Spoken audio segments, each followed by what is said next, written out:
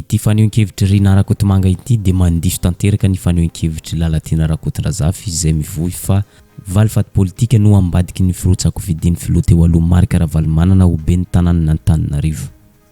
Efa niovany tantara hoy Rina Rakotomanga, efa tsy misy tsony ny fifandrafiana eo amin'ny filoha teo aloha Marc Ravalomanana sy filoha Andry Rajoelina. Nanamarika izy fa tsy tokony ampitoviana ny fomba fijery ankehitriny sy ny taloha satria hafa ny taloha, hafa ny ankehitriny. Tsy misy intsony ny resaka vality politika zany fa fanarenana ny tanàna Antananarivo no imasoan'ny filoha teo aloha Marc Ravalomanana amin'izao firotsako-fidiny izao, ary tahaka izany ihany koa i Rina Rakotomanga amin'izao firotsako-fidiny ho ben'ny tanàna izao. Samy mametraka planina ikendrena ny fampandrosoana ny tanàna Antananarivo izy roa. Raha lazaina fomba hafa hoy izy, tsy fahavalo i Andriamatoa Marc Ravalomanana fa mpifaninana. Ary tahaka izany ihany koa no andresan'ny Marc Ravalomanana ny Andry Rajoelina na ireo mpanaradia azy. Tsy fahavalo ny mpanaradiana Andry Rajoelina fa mpifaninana ara-politika. Rina Rakotomanga moa naneho ny hafaliana izy manoloana ny fanetrentena izay nataon'ny filoha teo aloha Marc Ravalomanana ny rotsako-fidiana ho ben'ny tanàna satria anisan'ny fanirian'ny Rina Rakotomanga hatry ela ny hifaninana amin'ny Andriamatoa Marc Ravalomanana ary tanteraka izy ankehitriny. Mpifaninana no iantsona azy fa tsy fahavalo akory. Tsy fanehoan-kevitry Lalatina Rakotondrazafy ihany no toerin'ny Rina Rakotomanga fa fanehoan-kevitry Soaly Mosa ary ny lahatsoratra izay navoakan'ny gazety L'Express de Madagascar. Izay samy mivohy fa vality politika no antony firotsako-fidiny filoha teo aloha Marc Ravalomanana ho ben'ny tanàna Antananarivo. Tsy mitovy intsony ny fomba hitondrantsika an'ilay izy tsy fahavalo fa mpifaninana aloha zany faly fa nirotsaka izy tena faly ary mino fa fotoana zao ny misy ny teny amiko hoe vavimatoa Antananarivo vavimatoa ao anaty fianakaviana mino fa vavimatoa Antananarivo ihany koa amin'izay tondra ny tena fanarenana marina.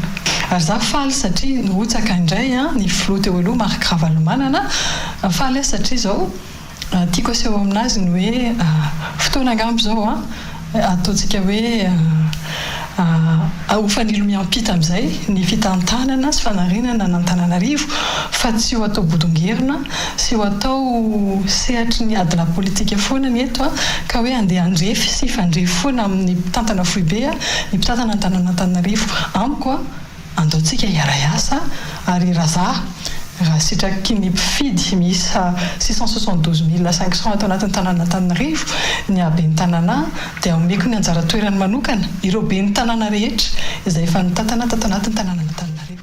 Ndao jerentsika ohatrina ahoana ny fanehoan-kevitry Lalatina Rakotondrazafy manoloana ny firotsako-fidiny filoha teo aloha Marc Ravalomanana ho ben'ny tanàna. Ho antsika izay manaraka ny page Facebook dia mahita tsara fa miombo-kevitra tanteraka amin'ny gazety navoakan'ny L'Express de Madagascar izay nosoratan'ny Julio André Mitondra. Hitantsika eo ambony io ny lohateny gazety izay mitondra lohateny hoe Marc Ravalomanana : la candidature de la vengeance. Ary nozarain'ny Lalatina Rakotondrazafy tao amin'ny page Facebook izany. Toy izao ny fanehoan-keviny raha dika amin'ny fomba malalaka. Hoy izy hoe tena miombo-kevitra amin'ny ity andian-dahatsoratra navoakan'ny gazety L'Express de Madagascar ity aho hoy izy.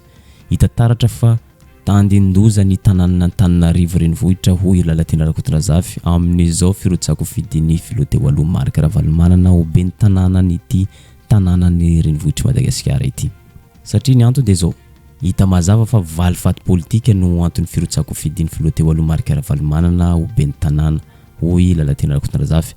Ary nanamafy an'izany ihany koa ity gazety nosoratan'ny Julio André Mitondra ity tao amin'ny L'Express de Madagascar.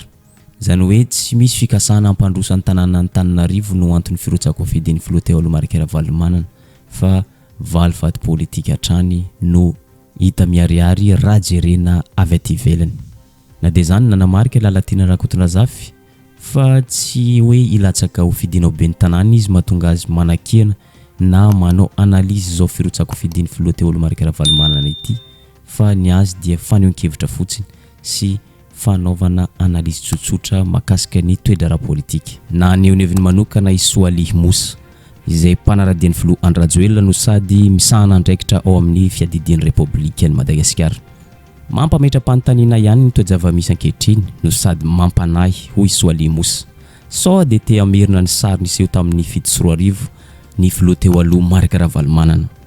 Iandrajoelona teo amin'ny toeran'ny Bentanana, filoha teo aloha Marc Ravalomanana teo amin'ny toeran'ny filoham-pirenena, ary Andrajoelona no nanongana azy teo amin'ny toerana mahafiloham-pirenena azy. Somary tantaratra avy ety ivelany ihany fa miendrika valifaty politika izao firotsako fidiny filoha teo aloha Marc Ravalomanana izao ho Bentanan'Antananarivo. Nefa raha jerena fotsy miangatra dia tsy mila an'izany intsony ny firenentsika amin'izao feno fahantrana sy fijaliana iainan'ny vahoaka malagasy izao. Hoy Soaly Mosa raha niresaka tamin'ny mpanao gazety izy. Raha mijery fotsiny ange ianao zany hoe zay ve zany no tiana hatongavana hoe satria schéma efa niseho 2007 ve no tiana apody. Ny filoham-pirenena Marc Ravalomanana no président amin'izany dia nilatsaka ho fidiana Bentanana ny président Rajoelina. Dia zay ve zany no tiana averina ny avadika fotsiny zany izy hoe satria ianao indray zany zao président Rajoelina ny président dia ndao ary fa za indray zany zao ilatsaka maire.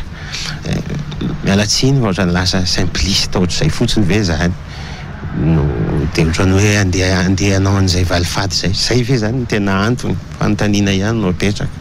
Mila an'izany ve ty firenena ty amin'izao zava-misy iainantsika zao, amin'izao situation iainan'ny firenena, iainan'izao tontolo zao, mbola mila zavatra ohatr' zany ve? Anjaran'ny vahoaka no mijery fotoana mbola anaovana schéma ohatr' zany ve zao contexte iainantsika zao. Ny voaka tamin'ny fahanginany Randrenirinina Ignace tsy tokony ho raisina amin'ny lafy ratsy ny firotsako fidin'Andriamatoa Marc Ravalomanana ho Bentanan'Antananarivo izy.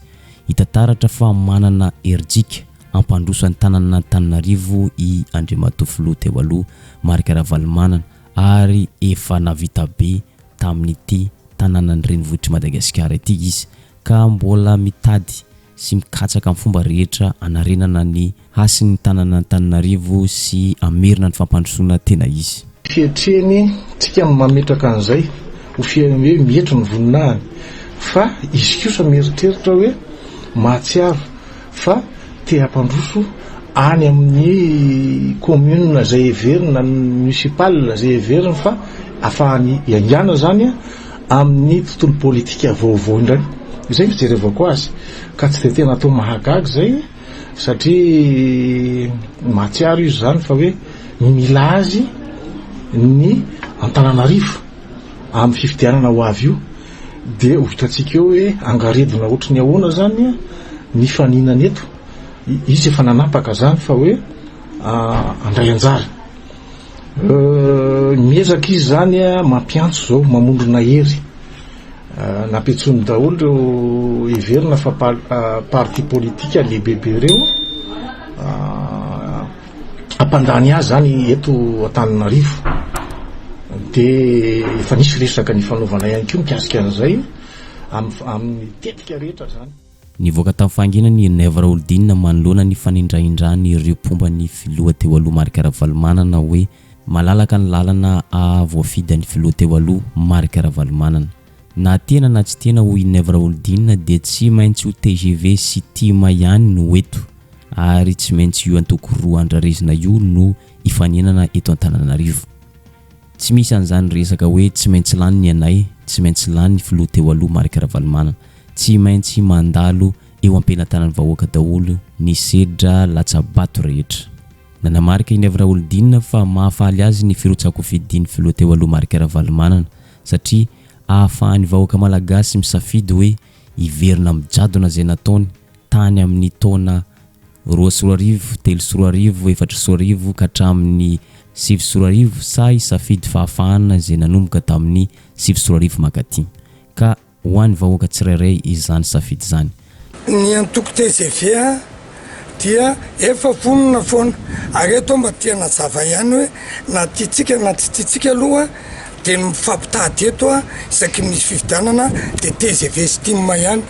Mbola veko ihany koa ity politika ity tsy vitan'ny vavabety pikabary amin'ny teny aminareo mbola ho ihany ny eto dia na TGV na tima no mifampitady eto. Mpividianana tamin'ny filoham-pirenenany tsy tokony isy tima lany député teto sonareo dia mety mivaovy io miankina an'le olona satria ka fa député ny jere fidina dia le olona mihitsy ny anao zao tsoko aminareo nisy fikambanana tao amin'ika mara zao tsy nanoana tamin'ny fividianana député nisy apahany tamin'ny TGV zao tsy nanoana fa nanoana filoham-pirenena ary nisy koa nanoana fa tsy nanoana filoham-pirenena de ho avy fividianana be ny tanàna de raha za manokana ny tanenareo de mety amiko mihitsy ohatrany filomakako.